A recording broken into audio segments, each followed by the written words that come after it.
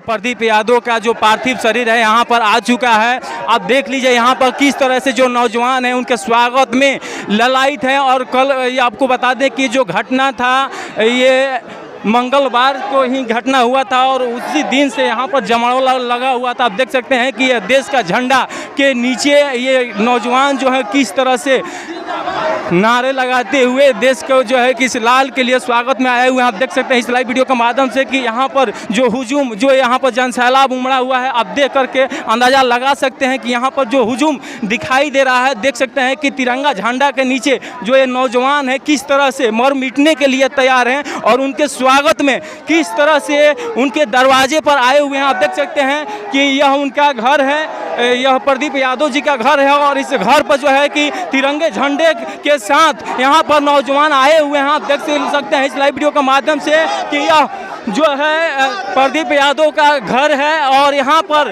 देख सकते हैं कि लाखों लाख की संख्या में यहाँ पर भीड़ लगा हुआ है और यहाँ पर उनके सामान में यहाँ पर देख सकते हैं किस तरह से नारे लगाए जा रहे हैं। और आपको बता दें कि ये हुजूम देख सकते हैं, कैमरा महोदय जी आप यहाँ पर वीडियो बना घुमा करके दिखा दीजिए कि चारों तरफ किस प्रकार जो है कि हुजूम लगा हुआ है। और यहाँ पर देख सकते हैं कि यहाँ पर जो नेताजी हैं किस तरह से नारे लगा रहे हैं और अपनी लाल के लिए किस तरह से तैयार है। नेताजी इस दुख के घड़ी में आप क्या कहना चाहेंगे? पूरा इस दुख के घड़ी में पूरे भारतवासी, बिहारवासी और सिवानवासी गमगीन है। आज पाकिस्तान के आतंकवादी संगठनों ने जो इस तरह से कुकृत्य किया है, भारत के लोग, भारत के युवा उसका जो है बदला लेंगे। यहाँ के जो नौजवान हैं एक मांग कर रहे हैं कि जो ये नौजवान शहीद हुए हैं उनके सम्मान में यहाँ पर स्टैचू लगना चाहिए, एक गेट का निर्माण होना चाहिए और जो यहाँ पर एक स्टेडियम है द्रोणाचार्य स्टेडियम, उसका नाम बदल करके इनका नाम पर होना चाहिए। इस पर आप क्या? बिल्कुल सही है, पूरे युवा लोग कह रहा है, यहाँ दरौली विधानसभा और सिवान बिहार के लोग कह रहा है, युवा कह रहे हैं कि प्रदीप के नाम के और स्टैचू यहाँ लगना चाहिए।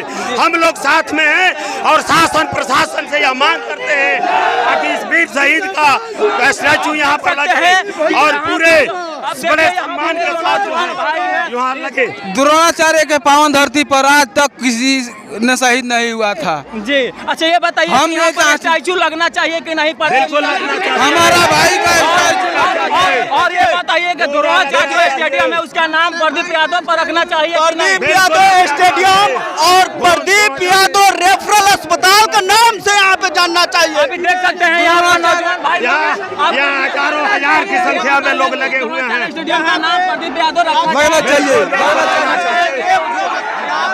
वो प्रदीप यादव रेफरल अस्पताल का नाम से बनना चाहिए। जो बनकर तैयार हो गया। किस तरह से आप यहाँ पर देख लीजिए कमरा महमद किस तरह से यहाँ पर जो है कि उनके सम्मान में किस तरह से नारे लगा रहे हैं और उनके एक झलक को देखने के लिए यहाँ पर किस तरह से जमावड़ा लगा हुआ है, जनसैलाब उमड़ा हुआ है। आप देख सकते हैं और कैमरा महोदय जी आप कैमरा घुमा करके दिखा दीजिए कि इस लाल के लिए यहाँ पर कितनी भीड़ लगी हुई है, आप देख करके अंदाजा लगा सकते हैं। और इनकी एक ही मांग है, एक ही शोर में एक ही मांग है कि उनके नाम पर यहाँ पर स्टैचू लगना चाहिए और जो एक गेट है लगना चाहिए दोन बाजार में उनके नाम से और जो द्रोणाचार्य स्टेडियम है उसका भी नाम जो है इनके नाम से होना। रियल जो फौजी होते हैं जी, उनके जैसे ये अग्निवीरों को भी सुविधा मिलनी चाहिए। ये तो गलत हुआ है, अग्निवीर नहीं होना चाहिए जी। अग्निवीर क्या होता है? जो देश की सेवा करने जाता है तो 4 साल 2 साल के लिए थोड़े जाता है। अब पूरी सारी कैटेगरिया को फुलफिल करके गया जी, तो पूरे सर्विस काल के लिए गया जी। उसमें सारी सिस्टम और सारी प्रक्रिया पूरा करा लिया जाता है और 4 साल के लिए अग्निवीर बनाया जाता है। ये गलत है, ये ऐसा कानून को रद्द कर देना चाहिए जी। अब जिसका बेटा जाता है, जिसका भाई जाता है उसको ना दर्द होगा, जिसको बेटा भाई है ये नहीं है उसको क्या दर्द होगा? सर ये अग्निवीर नहीं रहना चाहिए। ये अग्निवीर कहाँ से आ गया? ये एकदम समाप्त होना चाहिए। जो नियम बनाई है वही सुविधा सरकार देगी, लेकिन गलत है। ये सारी सुविधा उन फौजियों के जैसे भी अग्निवीर को मिलना चाहिए, जैसे सारे फौजी को मिलता है वैसे ही अग्निवीर को मिलना चाहिए। उसमें एक भी कोई कटौती नहीं होनी चाहिए। अगर ये करता है तो फिर एक बार नौजवान सड़क पर आए। लड़ते हुए अपनी बलिदान दिया है, ये सर्वोच्च बलिदान है, इससे बड़ा बलिदान हो ही नहीं सकता।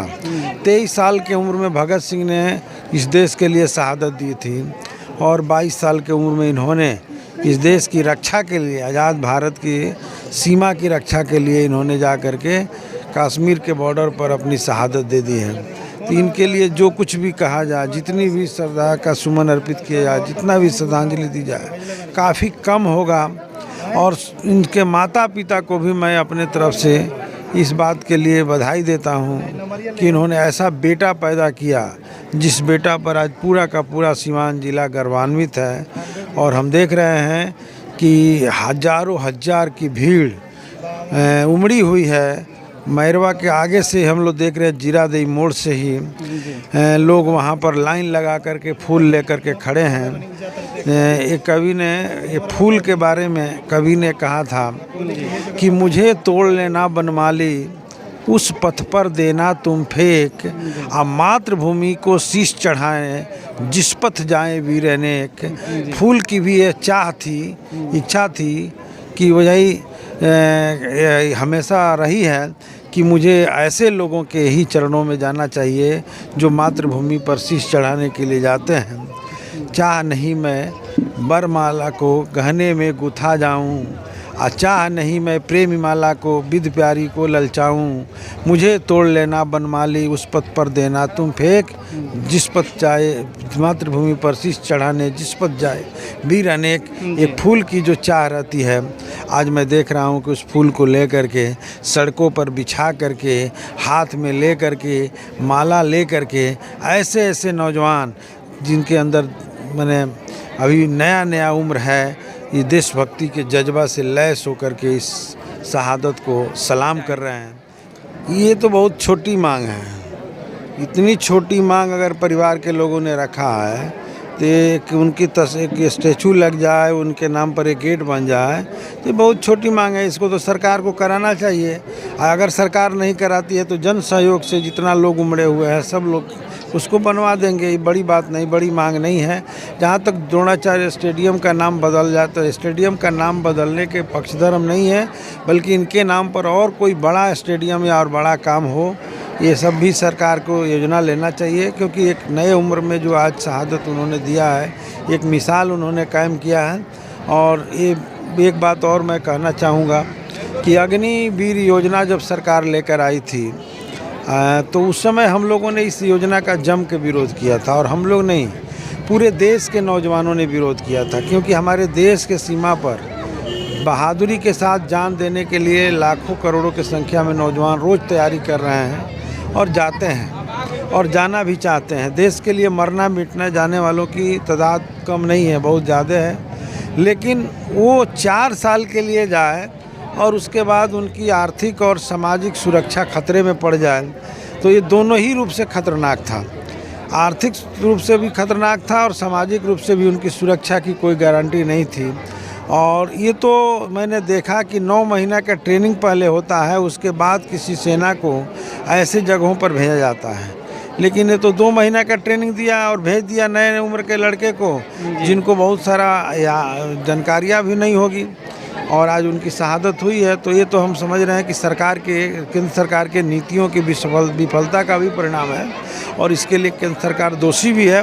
ज़रूर सरकार को इस पर विचार करना चाहिए। और अग्निपथ योजना जो है, अग्निवीर जो बनाया जा रहा है, उनको बढ़ा करके जैसे पहले नौकरियां होती थी सेना में, वैसे करना चाहिए। चलिए, जो उनके भाई हैं प्रदीप यादव के जो बड़े भाई हैं रवि यादव, और जो उनका परिवार है, उनका कहना है कि एक नौकरी लगना चाहिए परिवार में किसी एक सदस्य का, और जो राशि बनता है वो भी मिलना चाहिए। इसको लेकर के आप क्या कहना चाहिए? इस परिवार के प्रति हम सबका सम्मान है, और राशि भी मिलना चाहिए, परिवार को नौकरी भी मिलना चाहिए, और ज़्यादा से ज़्यादा जो सम्मान हो सके परिवार को मिलना चाहिए।